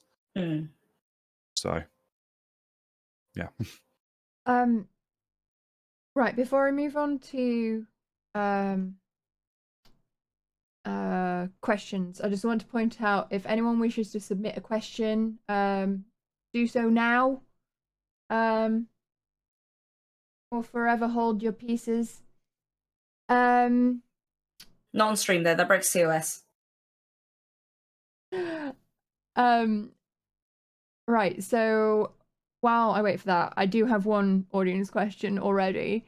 So has your BPD diagnosis had any specific effects on your online life or content creation? Or is it something you generally keep quiet aside from specific discussions? I think for me, it's actually, the effect has been positive, because I make sure that with everyone that I interact with now, that this is, because it's only been recent for me that I've probably had an online presence as such, where I've been really streaming more and doing things more. I own it now. I think that's the important part about it, is that I own it, and I'm like, this is me. I'm not going to filter myself. Like, this is me 100% of the time, and you ain't going to get this person that's just this total stranger. That if people come with me with a problem, I will answer things like that, but I'll always be honest. And I think that's great, because it means I get these opportunities now where I can come speak about it. I can look to do something more about it in the future. I love talking about mental health. I love being able to help people, and it's something I want to do myself, so it's actually been helpful for me having that know-how about it now, to be able to go forward with it and go, right, this is part of me, deal with it, sort of thing. It's actually been huge. So yeah, there we go.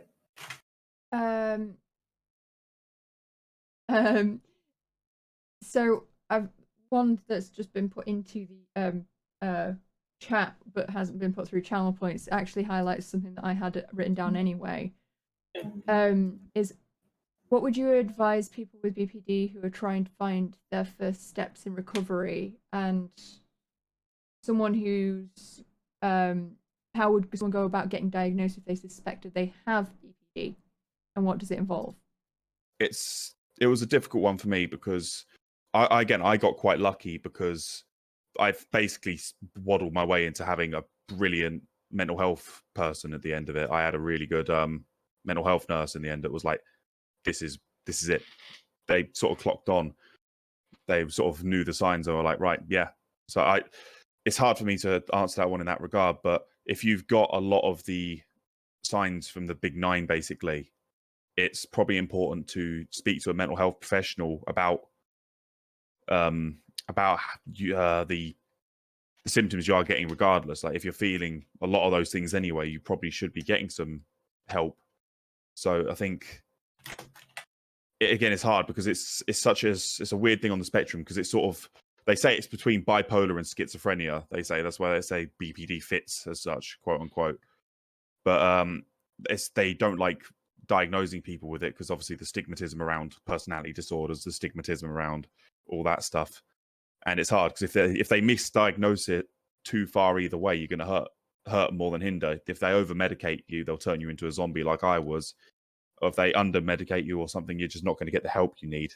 And it's the same with diagnosis. If you've got certain parts that are more applicable to you, you could have a different disorder. You could have like an anxiety or depression disorder. You could have some form of psychosis that you need to address. You know, it's a difficult diagnosis, but it's important that even if you're just feeling sad, to speak to a professional for help.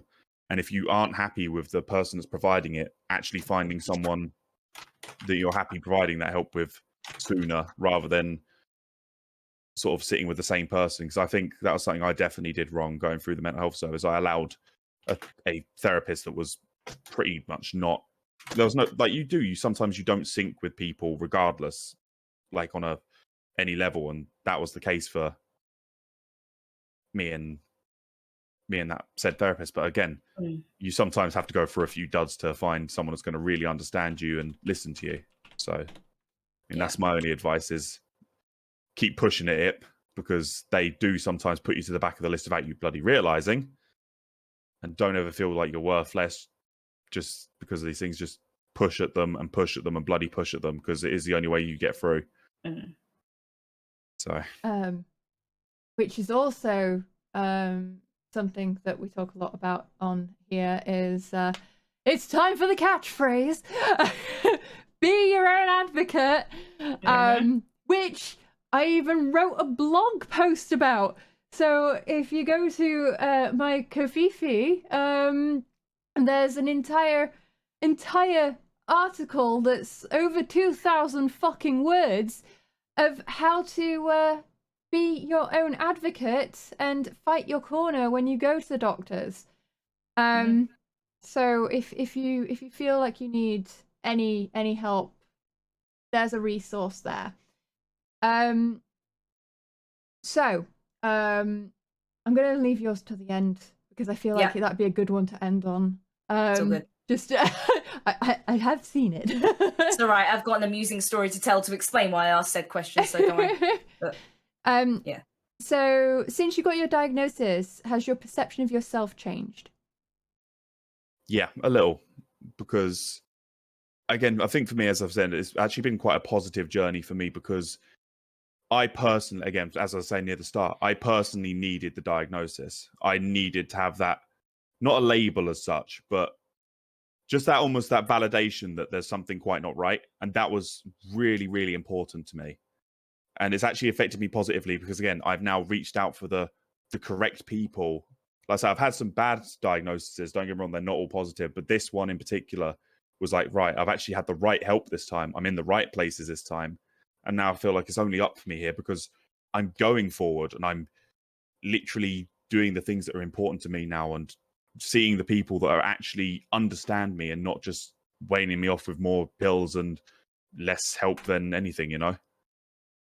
The amount of times I've sort of before just had like, oh, here's like another 50 grams on top of what you're already having, milligrams of what you're already having. And there's a book that says, yeah, do better or whatever on it. You know, it's now an actual like, cool, I'm with a group therapy and people that are like, yeah, right, we hear you, we want to help you, what can we do?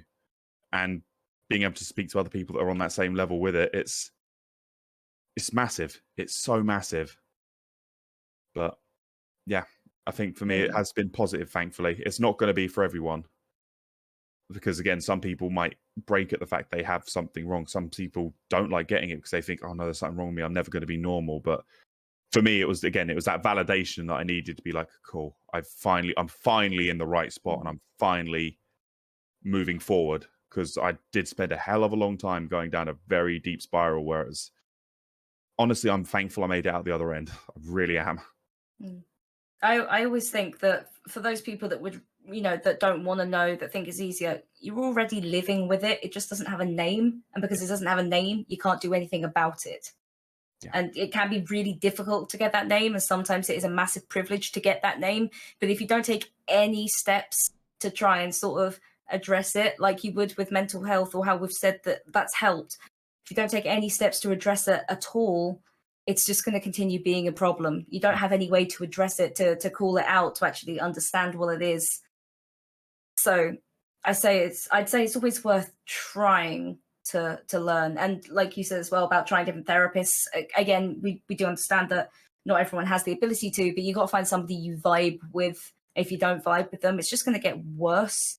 Being your own advocate doesn't necessarily mean fighting for yourself. It's about appointing others who can fight with you with your express permission, which is why you can sign up with a medical proxy and your next of kin and that kind of thing. It's learning enough about yourself that you can let somebody else take the reins safely.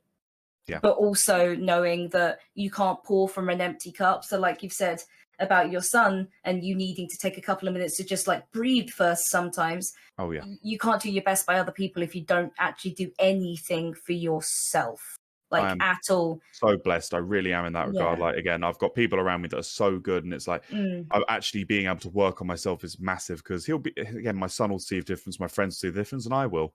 That's great. That's fantastic. So again, it's I know it sounds crazy, but it is turning those things that are metaphorical into actual things, like knowing what to call them for yourself. Everyone has their own different things. Like when I sort of feel that's again, it's like the darkness coming over me as such. That's what I now know it as for myself. It's just like, cool, I can feel this darkness wave coming. I know for myself that's me insinuating that it's going to be a little bit of a rough bit of time, but I now have not a metaphorical thing, but a thing that I can associate it with now. And sometimes the association and naming things is actually important to being able to combat them. So yeah, I just call mine my brain, because it's an understanding that my normal base level is being affected by not something I can actually do or something I have done or something that I've caused, something else, mental health is playing up. So it's like my brain is telling me this is a problem, but I don't think it is. Let's talk this through with somebody else who can give me an objective view on it. Yeah, it sounds like your son's in good hands. He is. He really is. Thankfully. I'd like to just reiterate that while, I'm all for getting diagnoses, I think that I've definitely experienced it so much better mental health and general copeability and the right help from finally getting a diagnosis, but it's not for everyone. It's not for everyone. Okay, if having a label or that diagnosis when it comes to things such as your mental health is not something that you feel like you would benefit from, and it won't help you, that's okay. That is okay. If you don't feel like you want the medication that goes with it, and it's not life-threatening in the sense of like cancer, like you feel like you can cope with other means without an official diagnosis, then that is your choice. You don't have to have that diagnosis. You can have. There are so many ways of getting help, getting support. Many different ways to do that. So don't feel pressured that you need to have that. Yeah. That's half the reason they didn't want to actually give me the diagnosis. The therapist literally even said to me, "Is like this one will come like with the label that." Things could be more hard. Like some jobs will not take you on because if they see BPD as a thing on your mental health history, they're like, nope. Like, like time out. Like, it's like, no, it's important to me. That's the thing. Like, if a job isn't going to take me on because of something that's part of me, they ain't worth my time either. Yeah. That's the thing. So I tend to believe that if it's something that you may actually require medical assistance with, so treatment or a surgery or intervention, as it were, that's kind of where you should attempt to find out more about it, even if it's just a name. Because if you get to the point where you start self-medicating, you're going to do a hell of a lot more damage to yourself, and then you're going to be forced into that diagnosis, whether you want it or not, and then it's going to come with an added hope of liver failure or something like that as well. Yeah. I get it's really scary as well, and I'm sort of talking to just everyone here, not just you two, but I get it can be really scary, but you can only deal with something once you have a handle on it. Yeah, But definitely Jack is don't go also and right get that- surgery somewhere else. no. That's... Don't just think I don't need these tonsils. I'll just like Yeah. get some Don't be help doing with any that. home brews of that. Okay. No. But yeah, so yeah. You can't If you're yank gonna- your liver out with a piece of string tied to the doorknob, okay? It's I'm You not with that can, but the attitude. surgery will only last as long as you live, and that won't be very long once you've removed your own liver. So yeah. Oh dear. Right. So I don't think we've got any other questions apart from this last one. So let's finish on. Is there anything about BPD you can laugh about? Sometimes, yeah. I think it's the absurdity of. I think there are times where I think because I've got the presence of mind now, I can sit back and think of the absurdity of the things I've got properly riled up about, or some of the things that I've done because I'm like, whatever, I don't care. And some of the things I do and things like that, it's like, okay, cool. Like I'll sit back and go, I got really pissed off. I dropped a spoon earlier, and it's like there's something associated with that, but I can sit there and almost go, you know what? That's actually kind of funny because it's part of me, and it's like, oh, cool. It's so absurd, and as someone quote unquote normal again will look and go, what the hell was that about? I can just like, that's just me. It's just me. I think it's great because I've got to I'm happy in the point of not caring anymore. I can just enjoy my life with what I've got, even if it is hard and extremely hard. Living in my own head every day is tiring, but it also means, again, I don't really care what people think about me, and I can make a bit of a tit of myself and not worry too much, So, yeah. I mean, I think my ultimate logic of it is like, people ain't going to remember me for my mental health. They ain't going to remember me. They're going to remember me for what I do, my actions. And that's the important thing that I take away from everything. It's sort of like, I want people to sit there and go, oh, he was a guy with a mental health problem. No, I want people to sit there and go, oh, he did this, that, and t'other. And I've got all these good memories, not nothing that's going to sort of be like, that was it. Oh, Yeah. That's the thing for me. The reason I like to ask that is just because laughter is definitely one of the best medicines. It's such a cliche thing, but I think when you get to the point where you're able to laugh at is what is a really shitty circumstance is when it becomes easier to deal with. So the one I always tell is, like, I have problem with my limbs. Sometimes my limbs just go. So there was a time I was walking, I got off the bus, I was crossing these old cobble streets to town, and my ankle and knee just went. So I went straight down in like a superhero pose. Unfortunately, I split my entire kneecap open to the fatty layer. So blood everywhere. And this French family came to help me. And I'm just sat there like, I need to speak French now? Jesus Christ. Like, just panicking, like, I'm bleeding. There's French people. What is going on? But the scar on my knee now just looks like a vagina. So I called it the vagina. And it's just one of those things that whenever I'm having a really shitty health day, it's like, vagina. It was a shitty circumstance turned into something very funny. Yeah. So, I think that's the thing. There's this holding on to those silly things that happen because of what you did. Like, I remember being really upset. I ended up drinking because I was so sad. I went going out really drunk one night because I was so sad. I needed to just get out of my four walls. And I bumped into a drunk American guy, and we just started talking about something. And then a drunk German guy walked by having some problems even walking home. And I was like, you know what? If I wasn't so sad and weren't so depressed, I would not have this crazy story about helping a drunk German man home with a drunk American. And it's just like, what? That's insane. If I was normal, I'd be at home in bed and, not drinking a stupid o'clock trying to forget my sadness. But I met a drunk American and a drunk German on the same night. That's incredible. Like, you just got to sit But what's the punchline? I wish there was one. Oh, they got married. German, American, and British guy. Yeah, that's why I got back and I was like, that was just like the start of a crazy joke. A drunk Brit, a drunk American, and a drunk German. It's like, oh wow, just incredible. It's like, you know what? Comedy is great. Humor is great. laughing is the best medicine. You're right, and if I don't sit there and laugh about it, I'm just going to sit there and bloody cry. So I tried to keep this positive, happy, laughy guy up because it's the side of me I like. So, I mean, my favourite one is the fact that I just wasn't goth enough, so I went and got Graves' disease. There you go. There you go. Now you're just goth from head to toe. I'm so goth, I shit bats. I like that. They're not bats, Drac. We've told you this so many times. God damn it! It's just going to be you eating like tiny bits of like bloody edible confetti in the shape of bats. Like, it'll be true one day. You're not the bats of me! Oh, that kept cutting out, which was even funnier. That was brilliant. Yeah. Oh dear. Batman's got nothing on Drac. No, I was doing it before it was cool. Yeah, just Drac fighting Batman, looking at him and be like, I would shit you. Just going for... There you go. Or I wouldn't without a laxative. Yes. You are very swole, sir. Honestly. It's the bat nipples that become a problem. Oh, God. Right, and with that, we've come to the end of the podcast. We always end this on a brown note. It's not even a low note, it's just a brown note.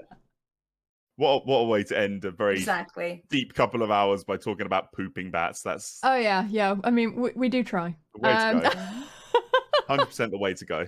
Honestly. So, first, I'd like to say thank you for joining us and sharing your story with us. And it's been an absolute privilege to be here. Thank you for having me. So I've had a great time, surprisingly. So glad to hear it. Glad you enjoyed it. Can I get a shout out? Yeah, thanks.